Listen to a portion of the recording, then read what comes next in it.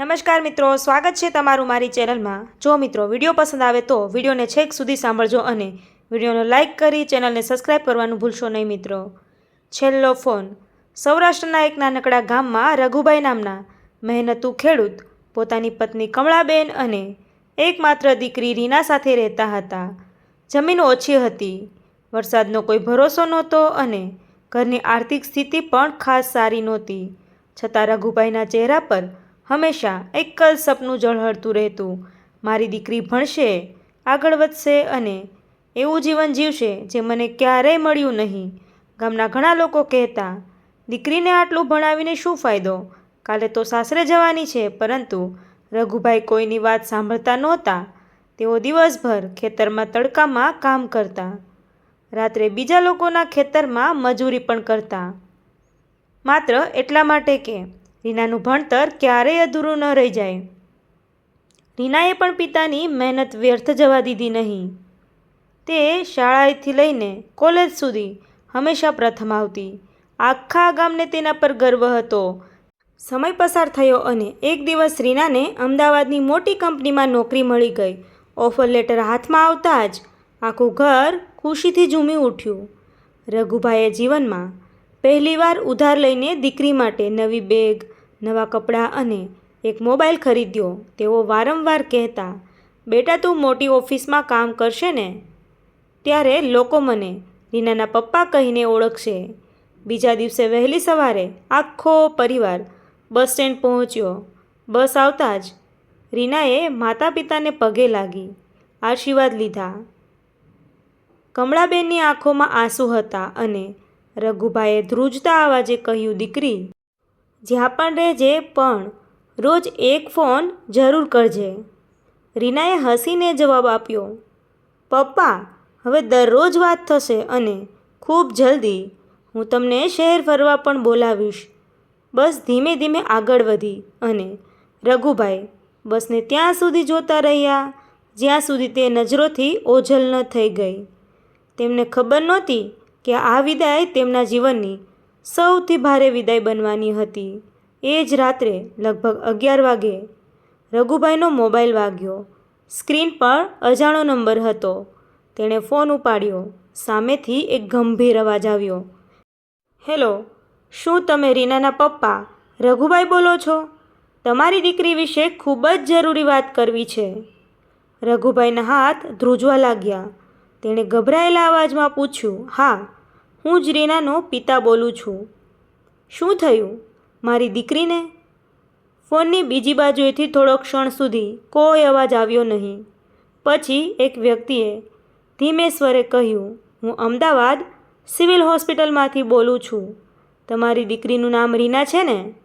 આજે સાંજે ઓફિસમાંથી પરત ફરતી વખતે તેને ચક્કર આવી ગયા હતા। રસ્તા પર બેભાન થઈ જતાં કેટલાક લોકોએ તરત જ હોસ્પિટલ પહોંચાડી દીધી। હાલ તેની સારવાર ચાલી રહી છે, પરંતુ તમે બને તેટલા વહેલા અહીં આવી જાઓ। આ સાંભળતા જ રઘુભાઈના પગ નીચેની જમીન સરકી ગઈ। કમળાબેન વારંવાર પૂછ્યું, શું થયું? રીના બરાબર છે ને? પરંતુ રઘુભાઈના મોઢામાંથી શબ્દો જ નહોતા નીકળતા। થોડી હિંમત કરીને તેમણે આખી વાત કહી। કમળાબેન રડી પડ્યા। આખી રાત બંનેએ ગામના સગા સંબંધીઓ પાસેથી પૈસા ભેગા કર્યા। કોઈએ 500 આપ્યા, કોઈએ 1000, તો કોઈએ કહ્યું, ભાઈ ચિંતા ના કરશો, દીકરીને કંઈ નહીં થાય। વહેલી સવારે બંને અમદાવાદ જવા નીકળ્યા। આખો રસ્તો રઘુભાઈ ભગવાનને એક જ પ્રાર્થના કરતા હતા, હે ભગવાન, મારી દીકરીને બચાવી લેજે, મારી બધી ખુશીઓ લઈ લે પણ મારી રીનાને કશું ન થવા દે। બીજી તરફ હોસ્પિટલમાં રીના ધીમે ધીમે ભાનમાં આવી રહી હતી। તેણે આંખો ખોલી અને સૌથી પહેલો પ્રશ્ન પૂછ્યો, મારા પપ્પાને ખબર તો નથી પડી ને? તેઓ બહુ ગભરાઈ જશે। ડૉક્ટરે તેને શાંત રહેવા કહ્યું, પરંતુ તેના ચહેરા પર ચિંતા સ્પષ્ટ દેખાતી હતી। થોડા સમય પછી ડૉક્ટરે રીનાના બધા રિપોર્ટ હાથમાં લીધા। રિપોર્ટ જોઈને તેના ચહેરાનો રંગ બદલાઈ ગયો। તેણે તરત જ બીજા સિનિયર ડૉક્ટરને બોલાવ્યા અને ધીમા અવાજમાં કહ્યું, આ વાત પરિવારને ખૂબ સંભાળીને જણાવવી પડશે। રઘુભાઈ અને કમળાબેન લગભગ 6 કલાકની મુસાફરી કરીને અમદાવાદ સિવિલ હોસ્પિટલ પહોંચ્યા. બંનેના ચહેરા પર થાક કરતાં વધારે ચિંતા દેખાતી હતી. રિસેપ્શન પર પૂછપરછ કર્યા પછી તેઓ દોડતા દોડતા રીનાના વોર્ડ સુધી પહોંચ્યા. બેડ પર પડેલી રીનાને જોઈને કમળાબેન રડી પડ્યા અને તેને ભેટી પડ્યા. રઘુભાઈએ પણ દીકરીનો હાથ પકડી લીધો. રીનાએ હસવાનો પ્રયત્ન કર્યો અને બોલી, પપ્પા, હું એકદમ ઠીક છું. તમે લોકો આટલી ચિંતા કેમ કરી? પરંતુ રઘુભાઈ સમજી ગયા કે દીકરી માત્ર તેમને હિંમત આપી રહી છે. થોડીવાર પછી એક ડૉક્ટર આવ્યા અને રઘુભાઈને બહાર બોલાવ્યા. ડૉક્ટરે કહ્યું, જુઓ, હાલ રીના ભાનમાં છે, એટલે ડરવાની જરૂર નથી, પરંતુ તેના કેટલાક રિપોર્ટ સામાન્ય નથી. અમારે થોડા વધુ ટેસ્ટ કરવા પડશે. રઘુભાઈએ તરત પૂછ્યું, ડૉક્ટર સાહેબ, સાચી વાત કહો, મારી દીકરીને શું થયું છે? ડૉક્ટરે જવાબ આપ્યો, અત્યારે કંઈ નિશ્ચિત કહી શકીએ એમ નહીં, પરંતુ જે રિપોર્ટ આવ્યા છે તે ચિંતાજનક છે. આ વાત સાંભળીને રઘુભાઈના મનમાં હજારો વિચારો દોડવા લાગ્યા. તેણે ખિસ્સામાં હાથ નાખ્યો તો માત્ર થોડાક રૂપિયા જ બચ્યા હતા. આગળના ટેસ્ટ, દવાઓ અને સારવારનો ખર્ચ કેવી રીતે થશે તેની ચિંતા તેમને ખાઈ રહી હતી. એ જ સમયે હોસ્પિટલનો એક કર્મચારી દોડતો આવ્યો અને બોલ્યો, રીનાબેન સાથે જે બેગ આવી હતી ને, તેમાં અમને એક બંધ લિફાફો મળ્યો છે. તેના પર લખ્યું છે, માત્ર મારા પપ્પા માટે. રઘુભાઈના હાથમાં લિફાફો આપતા જ તેમના હૃદયના ધબકારા વધી ગયા. તેમણે ધીમે ધીમે લિફાફો ખોલ્યો. અંદર એક પત્ર હતો અને તે પત્રનો પહેલો શબ્દ વાંચતા જ તેની આંખોમાંથી આંસુઓની ધાર વહેવા લાગી. રઘુભાઈએ ધ્રુજતા હાથથી પત્ર ખોલ્યો. તેમાં લખ્યું હતું, પપ્પા, જો તમે આ પત્ર વાંચી રહ્યા છો તો કદાચ મારી વાત તમને રૂબરૂ કહી શકી નથી. છેલ્લા 6 મહિનાથી હું તમારી પાસેથી એક મોટું સત્ય છુપાવી રહી છું. નોકરી શરૂ કર્યા પછી મને વારંવાર ચક્કર આવતા હતા, પણ મેં વિચાર્યું કે તમને કહું તો તમે બધું છોડીને મારી પાસે આવી જશો. તપાસ કરાવી ત્યારે ખબર પડી કે મને ગંભીર બીમારી છે. ડૉક્ટરે લાંબી સારવાર અને ઘણો ખર્ચ થશે એવું કહ્યું. એટલે મેં નક્કી કર્યું કે જ્યાં સુધી શક્ય હોય ત્યાં સુધી હું નોકરી કરીને પૈસા ભેગા કરીશ, જેથી તમારા પર એક પણ રૂપિયાનો ભાર ન આવે. પપ્પા, તમે મારા માટે આખી જિંદગી મહેનત કરી છે. હવે મારો વારો હતો. જો મને કંઈ થઈ જાય તો મમ્મીની સંભાળ રાખજો અને એક વાતનું વચન આપજો કે મારી માટે ક્યારેય પોતાને દોષ નહીં આપો. પત્ર વાંચીને રઘુભાઈની આંખોમાંથી આંસુ રોકાતા નહોતા. તેઓ દોડતા રીનાના રૂમ તરફ ગયા, પરંતુ રૂમની બહાર ઊભેલા ડૉક્ટરે તેમને રોકીને ગંભીર અવાજમાં કહ્યું, રઘુભાઈ, હમણાં જ રીનાની તબિયત ફરીથી બગડી છે. અમારે તેને તરત જ ઓપરેશન થિયેટરમાં લઈ જવી પડશે. ઓપરેશન થિયેટરના દરવાજા બંધ જ હતા. રઘુભાઈ અને કમળાબેન બહારની બેન્ચ પર બેસી ગયા. દરેક પસાર થતી મિનિટ તેમને કલાક જેવી લાગતી હતી.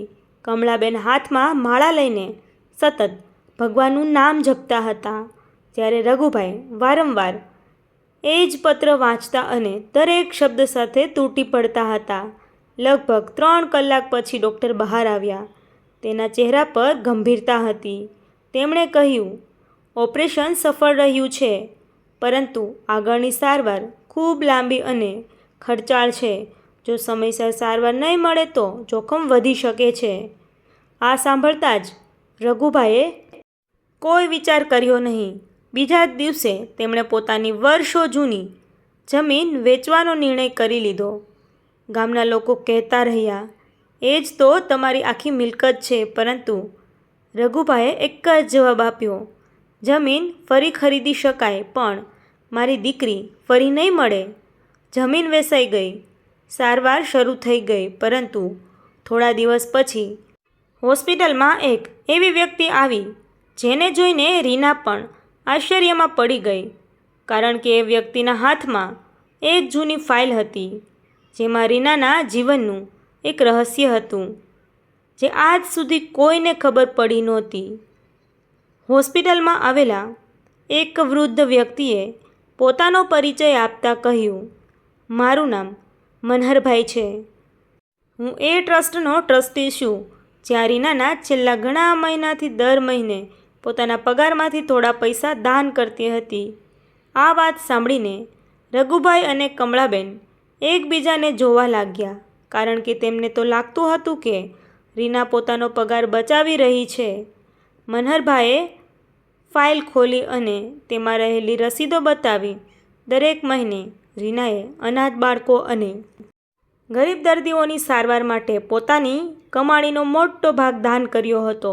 મનહરભાઈની આંખો પણ ભીની થઈ ગઈ. તેમણે કહ્યું, બેટા, રીનાએ અમને ક્યારેય પોતાના વિશે કંઈ કહ્યું નહીં, પણ હંમેશા કહેતી કે કોઈના ચહેરા પર સ્મિત લાવવું એ જ સૌથી મોટી કમાણી છે. એ જ સમયે ટ્રસ્ટે નિર્ણય લીધો કે રીનાની આખી સારવારનો ખર્ચ હવે તેઓ ઉઠાવશે. રઘુભાઈની આંખોમાં આંસુ આવી ગયા. તેમને સમજાઈ ગયું કે તેમની દીકરી માત્ર તેમની જ નહીં પણ ઘણા અજાણ્યા લોકો માટે પણ આશાનું કિરણ બની ગઈ હતી. પરંતુ એ ખુશી વધારે સમય ટકી નહીં, કારણ કે થોડા ક્ષણોમાં ડૉક્ટર દોડતા બહાર આવ્યા અને ગંભીર અવાજમાં બોલ્યા, રીનાની હાલત ફરી અચાનક બગડી ગઈ છે. હવે આગળના થોડા કલાકો જ સૌથી નિર્ણાયક છે. ડૉક્ટરના શબ્દો સાંભળતા જ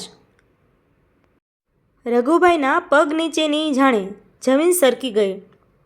તેઓ ઓપરેશન થિયેટરની બહાર હાથ જોડીને ભગવાનને પ્રાર્થના કરવા લાગ્યા. કલાકો સુધી ચાલેલી સારવાર પછી આખરે ડૉક્ટર બહાર આવ્યા.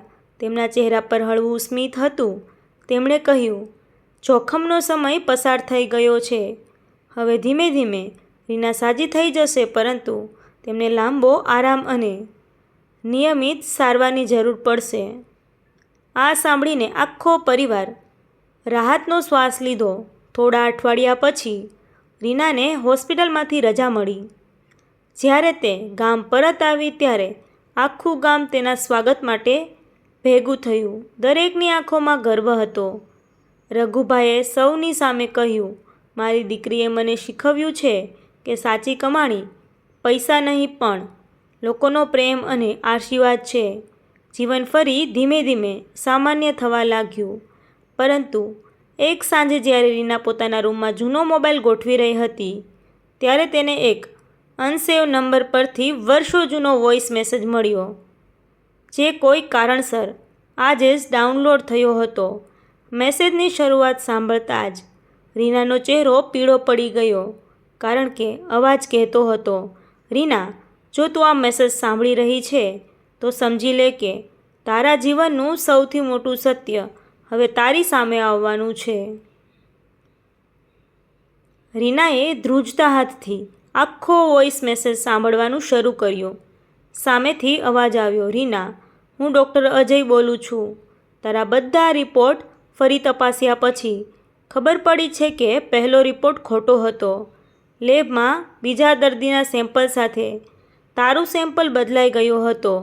તને જે ગંભીર બીમારી હોવાનું કહેવામાં આવ્યું હતું, એ હકીકતમાં તને ક્યારેય હતી જ નહીં. અમે તને ફોન કરવાનો ઘણો પ્રયાસ કર્યો, પરંતુ તારો ફોન બંધ આવતો હતો. કૃપા કરીને તાત્કાલિક હોસ્પિટલનો સંપર્ક કરજે. આ સાંભળીને રીના અને તેના માતા પિતા એકબીજાને જોતા જ રહી ગયા.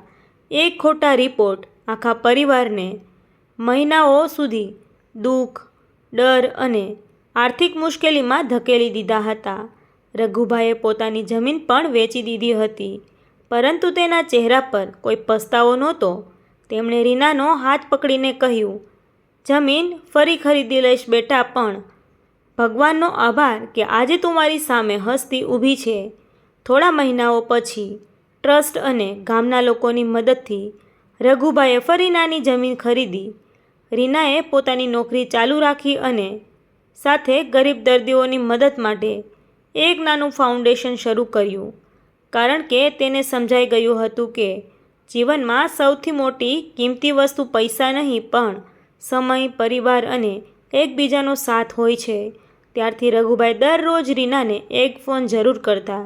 જ્યારે પણ ફોન વાગતો, બંને હસીને એક જ વાત કહેતા, આ છેલ્લો ફોન નથી.